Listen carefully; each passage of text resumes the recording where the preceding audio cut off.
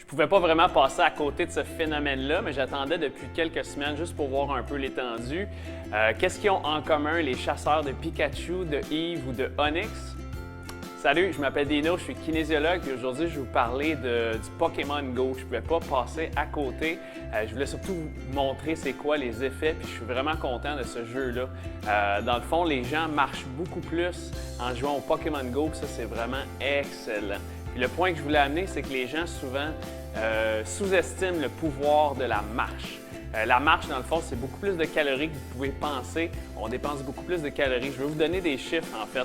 Marcher 1,6 km, en fait, 1 000 dans le système impérial, en fait, c'est 1,6 km, ça prend environ 20 minutes. 20 minutes, ça devrait 80 calories. Fait que si vous chassez, dans le fond, des Pokémon pendant 40 minutes par jour fois 7 jours, c'est environ 1000 calories par semaine que vous dépensez. Savez-vous combien de calories on a besoin de dépenser pour une livre de gras?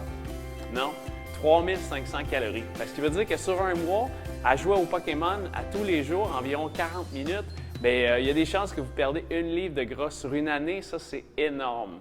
Alors voilà, c'est super important. Marcher, c'est excellent. Moi, j'approuve justement ce jeu-là. Je trouve ça vraiment le fun. Les gens marchent plus. Ils interagissent beaucoup plus avec les gens autour d'eux. Ils sortent de chez eux beaucoup. Ces gens-là, normalement, qui jouent aux jeux vidéo, c'est des gens qui ne feront pas beaucoup d'activité physique.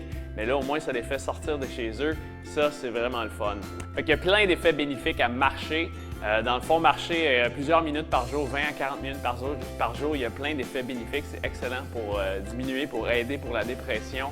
Au niveau psychologique, ça fait du bien. C'est très bon pour les maladies cardiovasculaires, pour éviter d'avoir des maladies cardiovasculaires. C'est bon pour la haute pression, fait que diminuer la pression. C'est bon pour diminuer le cholestérol. C'est bon pour l'ostéoporose. En fait, la marche, il y a plein d'avantages. Fait que continuer à marcher, c'est important.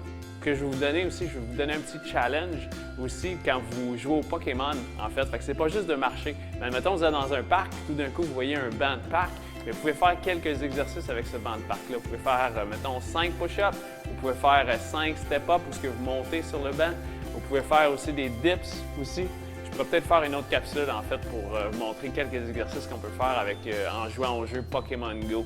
Alors, c'est ça que je voulais vous parler aujourd'hui. Le pouvoir de la marche. Puis faire, en fait, jouer à ce jeu-là de Pokémon Go, c'est vraiment excellent.